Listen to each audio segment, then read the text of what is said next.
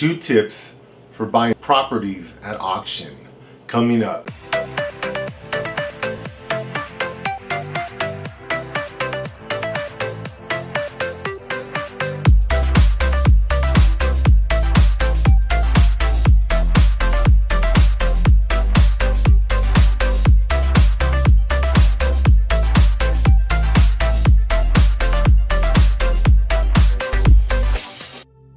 Hi everyone, this is Ernesto from AttaBoyCowBoy, and on this channel we give you health and wealth tips to help you be more successful. Now, I've been shopping lately for properties at auctions with myself and some of my clients, and it's a really interesting way to buy properties, and I'm going to share with you 2 things that I've learned, 2 tips to help you be more successful. So there's basically 2 stages. One is the shopping phase, and the second is the buying phase, and I'm going to go over briefly what those are. So when you're doing the buying phase, wherever you live, you can go to your county tax assessor, and they have lists of, here in LA, it's tens of thousands of properties, buildings, land, everything that are available for sale. A lot of times people will default on properties, or they owe a lot of property taxes to the state, so they'll lose the property to the state, or someone passes away, the property will go to the state, so they have to sell it. So they'll sell all these properties at auction to try to recover money to pay debts, pay taxes, whatever the case might be. Sometimes they have to split it up to pay it to family members that might have been left behind. If you don't have a will, in some states the state will sell your property and then divide up the revenue amongst the people that are living that may contest, the property. They may want a piece of it. So there's a lot of things that can happen, but anyway, there's a lot of properties for sale, and there's 2 phases. The first one is buying. So go to your county tax assessor, or you can actually even go to auction.com, and you can look on these sites and you can see what types of properties are available. There's actually several other sites you can find. If you Google it, you'll find multiple sites for buying properties at auction. And the main thing is that, when you're buying a traditional home, you have to get all your financing in order beforehand, and you're competing with a lot of people. The auctions, it's kind of cool because you're not competing with that many people. You actually have to have cash. A lot of these auctions, when you close, if you win a property, you have to pay within like 15 days, 30 days, depends on the auction, but it's usually pretty fast. So if you don't have the cash, you can get a hard money loan.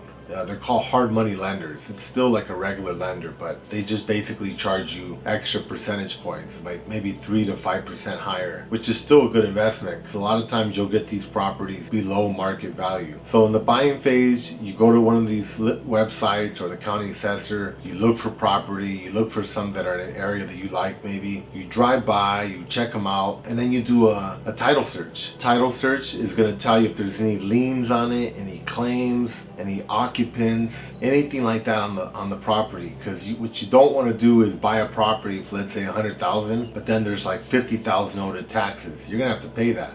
So you want to make sure all those kinds of things are resolved before you buy it, or at least you take it into the calculation when you're buying it, so you can pay off those debts or whatever might be. Sometimes there's people that have claims on the property, like mechanics liens, like other contractors or people that were owed money by the old owner. They'll put claims on the property, liens. So a lot of those things you want to make sure that they're settled beforehand, and definitely right when you're gonna buy the property or right after, buy title insurance, so that if there's a title search and there's nothing showing up, but someone comes up later on and says, hey, I'm owed this money from whatever construction I did or taxes or whatever, the title insurance will cover that for you. So it kind of gives you some protection. So let me show you a video here of a property that I went to go look at that I found for about $20,000, and it was actually worth about $250,000. So I thought it was a pretty good deal. Let me show this to you. Okay, so here's this house. It's a really good price, but it doesn't have a roof on it. And it doesn't look like there's any windows either.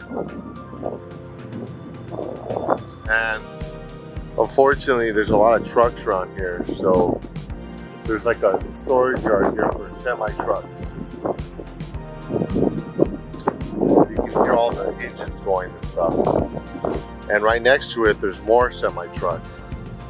Now, it doesn't look like much, but these are the properties where you can make a lot of money. See, this electrical is obviously not up to code. The whole house looks pretty bad. It looks like it was probably burned. Somebody probably bailed on it. And then it looks like there's, I don't know if it's abandoned or there's people living in the back. It's not good. There's a freeway here. It does have a nice pool you can fix up, but remember that pools don't add property value. Pools are actually a liability because people can get hurt on them. They can drown, they can fall, they can slip to the water. So actually, pools typically make the property values go down. And they actually end up costing you more money, like for insurance purposes.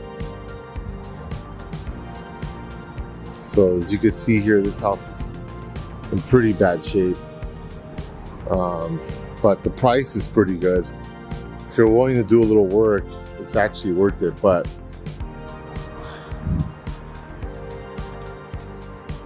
okay, so as you can see, this is a pretty extreme example, but I want to give you an idea of some of the properties you can find. Like this property was actually a really good investment because it was really inexpensive, but it did have a lot of damage and it did require a lot of work.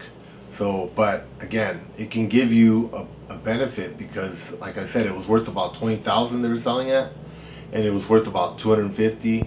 I estimated the repair costs at about $50,000. So you could have easily made over $100,000 on this property. So that leads me to part two, the buying phase. Now, let me show you an example here of what it's like when you actually go to a physical auction. Now, some of these are online, which is great, but some of them they're in person where you actually go to the property. So let me show you this video here. 450,000. Oh, here we go. 453. 453 bids 455,000. Thank you very much. A 455 bid by number 455,000 bid by number 453. Looking for 460,000 as my next bid. Yes, 451. 451 bids 460,000. Thank you very much. 460 is bid. We'll get 465,000. 465,000 will be my next bid. Look very comfortable on the garbage can there, but I want to give you a chance. Don't fall asleep on me. Got 460,000 bid by number 451. Once. I have 460,000 twice. 453. 453 bids 465,000. 465,000 is bid. Looking for 470,000 as my next bid.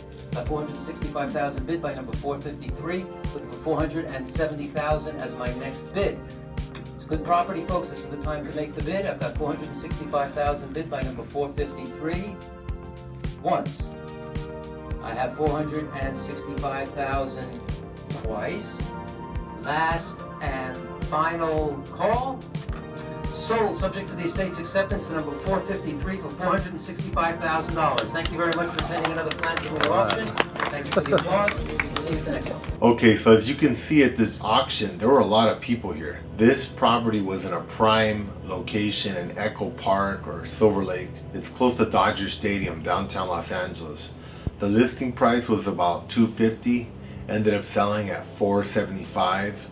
I would say there was about 60 people that showed up for this auction, and most of us, including myself, were just kind of hanging out because we were thinking, oh, we want this property for $250,000, even though it was worth about $350. And that's what I wanted to explain is when you go to these auctions, there's a lot of people. So don't let your emotions get the most of you. You know what I mean? Because this person that bought it at $475 overpaid quite a bit. It was probably worth about $350. So they paid over $100,000 extra for the property. And that's what happens. Sometimes when you go to these auctions, if you're a rookie, your emotions get the most of you. You're at the auction, you see everybody bidding, you get excited, you don't want to lose, and you start going much higher than you actually would have. So that can put you in a bad situation. So make sure before you go to the auction, price the property out, see what it's worth, an actual market value, and see what you're willing to pay and what you can afford. And don't go beyond that, because otherwise you're going to be in a bad situation. Like I said, there's a lot of these properties. So, get some practice, go to a few of them, check them out. It's quite interesting. And you'll meet a lot of really cool people. When I go to these auctions, I talk to other investors. And they're really nice. Like, remember, this is a different kind of investor. These are people that are pretty sophisticated real estate investors. So they'll share with me tips. They'll tell me about like where they're looking, what areas, this and that. And I've learned some really interesting things there. So I really recommend auctions if you haven't checked them out as an option for buying yourself your first home or any investment property you might be looking for. You can get some really good deals. This particular auction had a lot of people, but oftentimes nobody shows up or very little, especially if it's somewhere like in the suburbs. You can get some really good deals. So all right, well, thank you for listening, and if you have any questions, please comment below. Thank you. Bye-bye.